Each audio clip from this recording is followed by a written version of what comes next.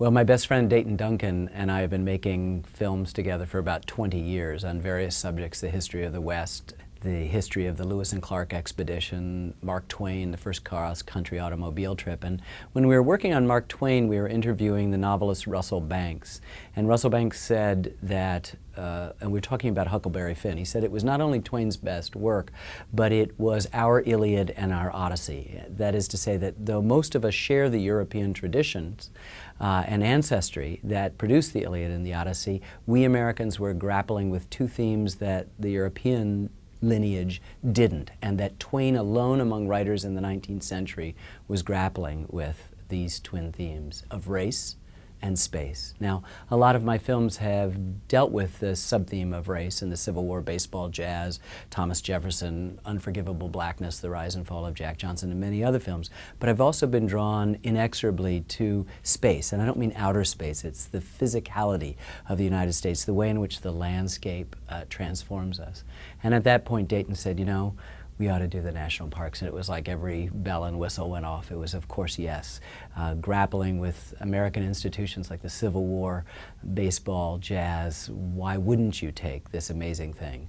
And for the first time in human history, land was set aside, not for kings or noblemen or for the very rich, but for everybody. Parks are an utterly American invention, and they parallel the American narrative. So just as we started with the idea that all men are created equal, Thomas Jefferson meant all white men of property free of debt, now we mean something a lot more. The whole history of the United States could said to be watching the enlargement of that very simple and at initially narrow definition. So too the park started out saving just spectacular places, big waterfalls, geysers, and the grandest canyon on earth. And then it evolved. It saved archaeological sites, it saved ecosystems and habitats, it saved historical battle sites, it saved historical homes and monuments, it saved wild and scenic rivers, it even saved places of shame. So parts of our history that a great country could acknowledge and perhaps get better from. So Shanksville, PA from September 11th, Oklahoma City, the greatest act of domestic terrorism, Civil War prison camps, Andersonville, Central High School in Little Rock, Arkansas, still a working inner city high school, is also a site of the National Park Service. It was where in 1957 the crisis of school desegregation crystallized. Ouachita and Sand Creek on the Great Plains, these are places of Indian massacres by United States soldiers. These are all part of a system that has grown in much the same way the Republic has grown. There's an essential paradox at the heart of the national parks. You are permitted, particularly in a culture like ours, where we're so absorbed by our virtual existence, we're so absorbed by the sort of modern life and modernity and all of its distractions, that when we get out into nature, something is rearranged.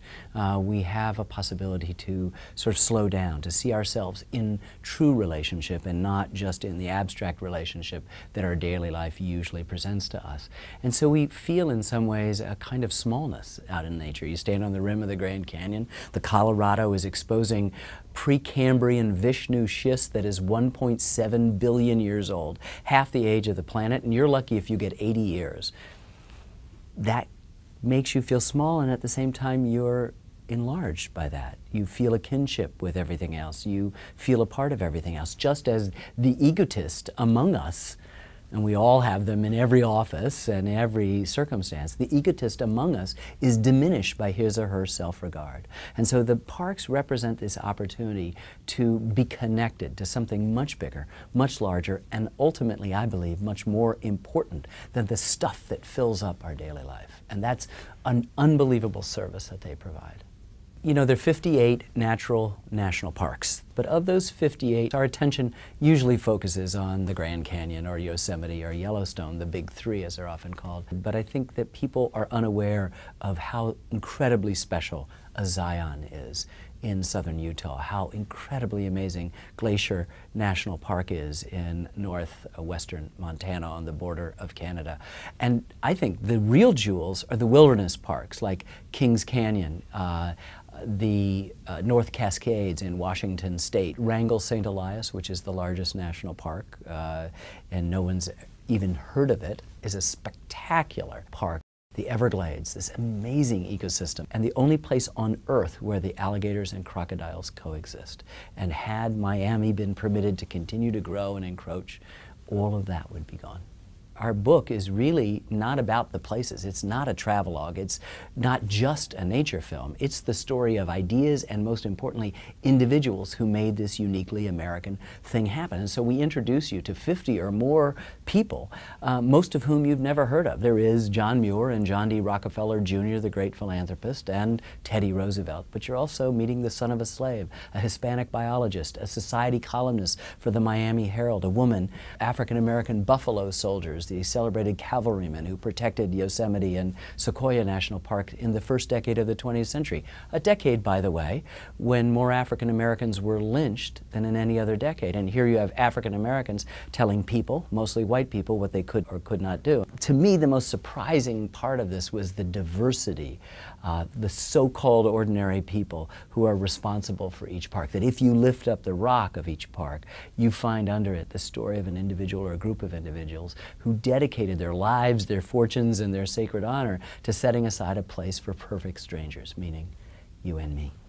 These national parks, which we take for granted, they've always been there, not true. There's always been somebody taking care of them, also not true. The National Park Service doesn't show up till halfway through our book and our series. Who was taking care of them? Good question. And they'll always be there? Not true, because if people don't understand them, then they'll be disappeared. Those forces, those acquisitive and extractive, some would say rapacious forces that can't see a beautiful river and not think dam, that can't look at a beautiful stand of trees and not think bored feet, that can't look at a canyon and want to put a mine in it. That's always been the momentum, the forward progress of not just America, but the human race. And the parks represent, no, let's stop.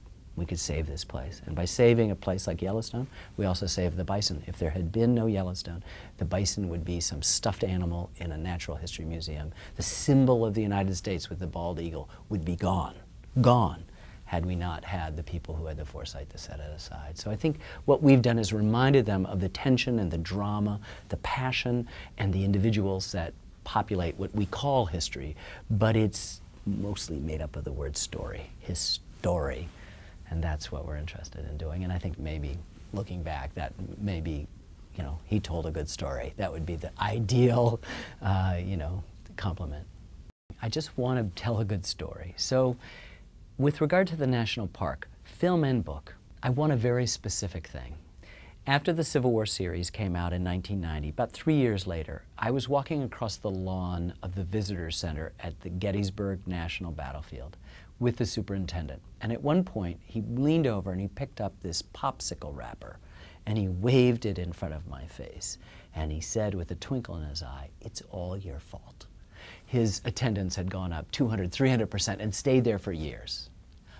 I want every superintendent of the national parks angry at me because they have so many people and they don't know what to do with them. It's an utterly democratic problem to have, and a good problem to have. In the 70s and 80s, it was fashionable to say that we were loving the national parks to death and people were in traffic jams. But in our virtual reality now, the attendance has leveled off and in some cases gone down. And if the parks don't have constituents defending them against all of those extractive and acquisitive interests, they will fall by the wayside.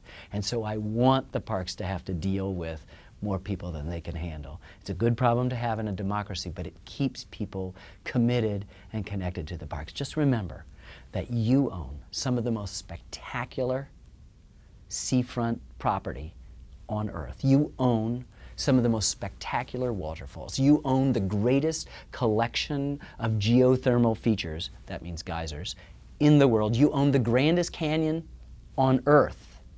And all you have to do is go visit your property as a co-owner, go visit your property every now and then, make sure it's being taken care of, and put it in your will for your posterity, which is one hell of a bargain.